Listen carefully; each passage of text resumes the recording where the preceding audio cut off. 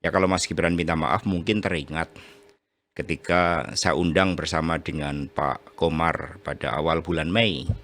Saat itu Bu Mega sudah menetapkan Pak Ganjar sebagai calon presiden dan kemudian lihat berbagai manuver yang dilakukan yang tujuannya adalah untuk menaikkan, pada akhirnya kami tahu secara eksponensial tingkat dikenalnya Mas Gibran.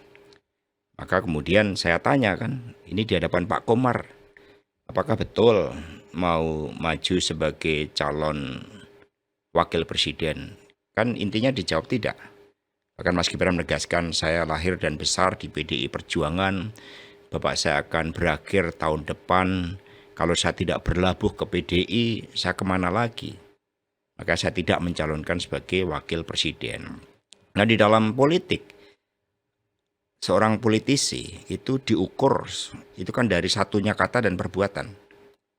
Ketika apa yang disampaikan sudah tidak bisa dipercaya, apakah kita bisa mempercayai lainnya? Tapi benar Mas Gibran ngomong gitu, Mas Hasto? Oh betul, ada saksinya, videonya, ada rekamannya. Ada video rekamannya. satu lagi pada awal Agustus. Saat itu di hadapan para kepala daerah, Ibu Mega bertanya, ini ada Mas Gibran dan Mas Bobi, apakah masih di PDI Perjuangan? Masih mau Bu? Benar nih, kalau enggak nanti saya bilangin loh sama Bapak, kalau kamu dengar-dengar katanya udah mau dicalonkan sebagai calon wakil presiden. Tidak Bu, saya tetap di PDI Perjuangan. Maka kemudian acara Sarombak, setiap wali kota menjadi pemimpin grup diskusi di dalam memenangkan Pak Ganjar, dan Mas Gibran di dalam merekomendasikan pemenangan Pak Ganjar itu sama dengan para kepala daerah lain. Jadi Mas Gibran juga ikut mimpin diskusinya? Ikut mimpin, ada 6 wali kota. Mas Untuk Gibran, strategi pemenangan? wali kota Ganjar. Oh. Itu dia memimpin kepala daerah yang lain. Oh. Dan itu kan artinya udah beberapa kali kan berbohong, padahal seorang pemimpin itu mengapa? Dalam filosofi pemimpin itu kejujuran dari seorang pemimpin itu menjadi hal yang sangat penting yang menjadi ukuran kepribadian seseorang. Bahkan kemudian tidak hanya itu, Mas Guntur Soekarno Putro juga pada bulan Agustus 2023 juga ketika bertemu dengan Pak Presiden Jokowi habis upacara 17 Agustus menanyakan, Pak Presiden bagaimana dengan Ganjar? Oh enggak, saya tetap memberikan dukungan kepada Mas Ganjar. Sehingga Mas Tok pun juga telepon saya, Dek, baru kali ini saya juga ditipu oleh seorang presiden. Ya mendinglah Mas ditipu oleh presiden. Itu gojekan saya untuk menghibur beliau, karena seluruh putra-putri Bung Karno, apalagi kita sebagai bangsa timur, bangsa yang menjunjung tinggi nilai-nilai spiritual, nilai peradaban, satunya kata dan perbuatan itu kan tolak ukur moralitas yang sederhana dari seorang pemimpin. Tapi rupanya berulang kali saya tegaskan, kebohongan itu menjadi suatu strategi. Oke. Ini bukan menanduk. Bukan nyeruduk ya? Bukan nyeruduk. Tapi benar ya, ada buktinya ya. Tadi Mas Hasto bilang mau share videonya. Ya termasuk nanti kita sampaikan. Video ketika video Gibran memimpin wali kota. Ya, dan juga ketika menyatakan tidak maju kepada Ibu Megawati Soekarno Putri. Oke. Di hadapan para kepala daerah lain. Oke. Terus ketika Mas Gibran bilang kayak gitu, Bu Mega percaya 100%?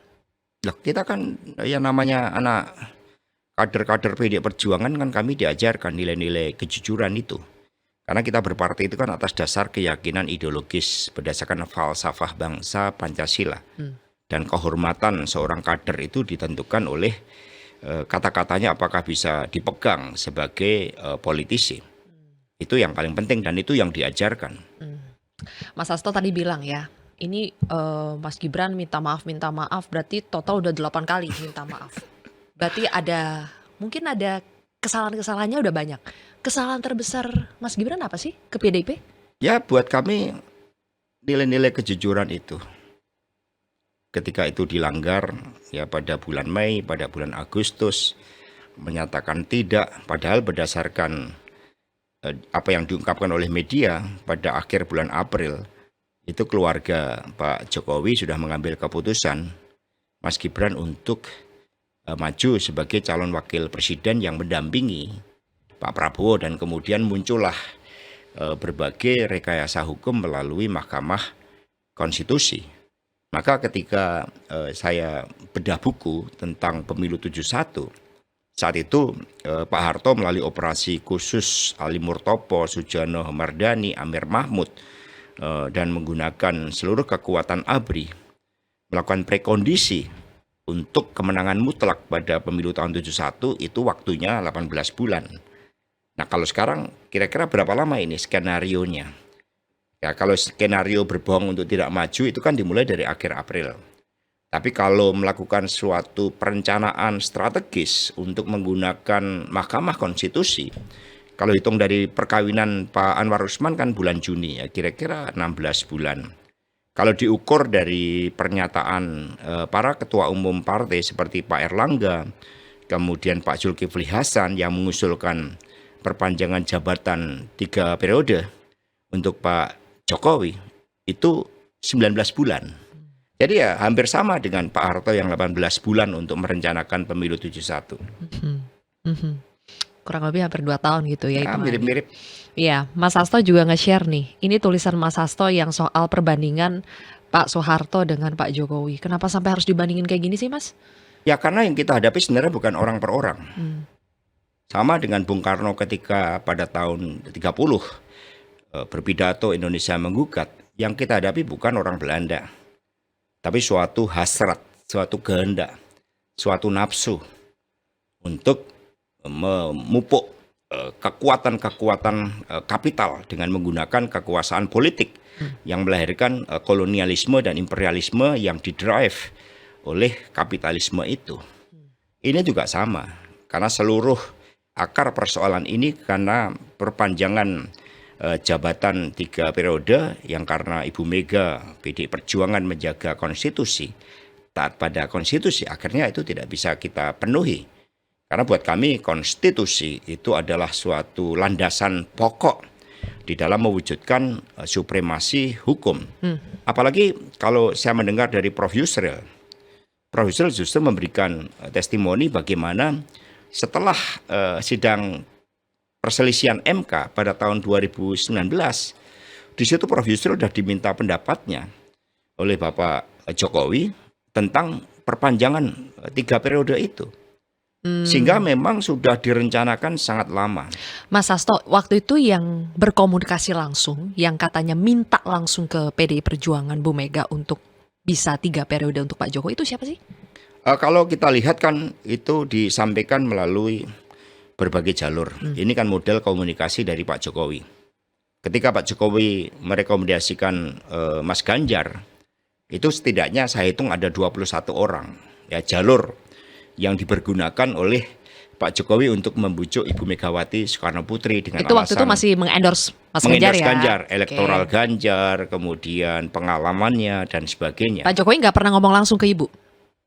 Bicara Pakai beberapa 21 kali. jalur ini? Berbicara termasuk Oh, ketika ada pertemuan 3 jam di istana dan juga pertemuan di Batu Tulis, itu Pak Jokowi itu selalu menyampaikan hasil-hasil dari survei dan mengendorse secara tidak langsung, secara langsung terhadap Mas Ganjar yang berdasarkan survei itu memiliki prospek untuk dapat dicalonkan. Nah, tapi terkait dengan perpanjangan jabatan ataupun Jokowi 3 periode kan disampaikan oleh beberapa ketua umum partai. Dan saya pribadi saat itu bertemu dengan Pak Luhut Binsar Panjaitan yang beliau menyampaikan, ini loh harus lihat bahwa berdasarkan big data yang kami miliki itu banyak juga dari internal PDI Perjuangan yang setuju. Lalu saya berikan berbagai penjelasan, Bang, kami juga punya big data sendiri. Dari big data kami itu mengandung suatu resiko-resiko, instabilitas politik. Kalau itu akan dilakukan dan akan menyatukan seluruh kekuatan-kekuatan perlawanan karena terjadinya pelanggaran konstitusi. Kami sayang sama presiden. Kalau itu abang paksakan, maka bisa terjadi impeachment karena pelanggaran konstitusi di depan mata. Itu yang saya sampaikan. Tapi kemudian hal tersebut kan tetap diumumkan.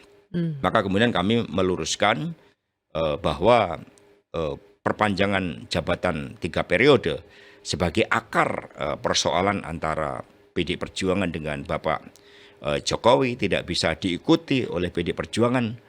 Ya karena kami memegang teguh Oke. konstitusi dan demokrasi. Jadi waktu itu Mas Hasto melihat bahwa orang yang diminta, apakah Pak Luhut ini diminta oleh Pak Jokowi? Ya, Atau itu Pak Luhut yang tahu. Tetapi kalau kita lihat, ini kan ada orkestrasi yang diawali dengan bagaimana Pak Erlangga, Pak Zulkifli Hasan, kemudian Mas Muhaimin Iskandar, ya dengan mengusulkan seperti itu siapa tahu kan ada benefit politik yang bisa diberikan karena memang mendukung kekuasaan itu adalah suatu kenikmatan.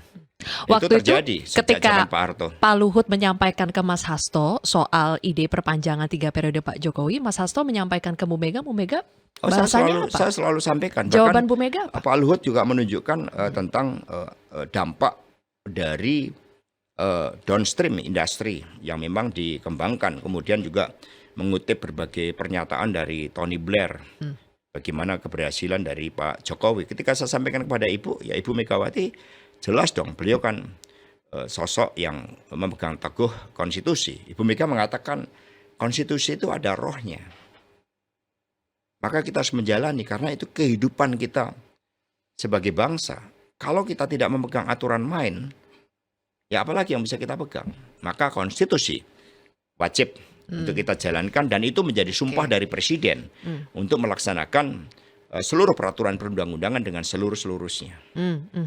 Jadi pertanyaan saya begini Mas Hasto, apakah Mas Hasto sudah memberikan jawaban ke Pak Luhut sebelum bertemu dengan Bu Mega atau setelah bertemu dengan Bu Mega baru kembali ke Pak Luhut dengan jawabannya? Sudah dong, kan kita udah sangat memahami. Saya di PD Perjuangan ini kan kalau secara emotional bonding ketika saya menjadi Ketua Senat Fakultas Teknik UGM tahun 87 saya ikut kampanye yang pertama kali Ibu Mega hadir, lalu ada emotional bonding.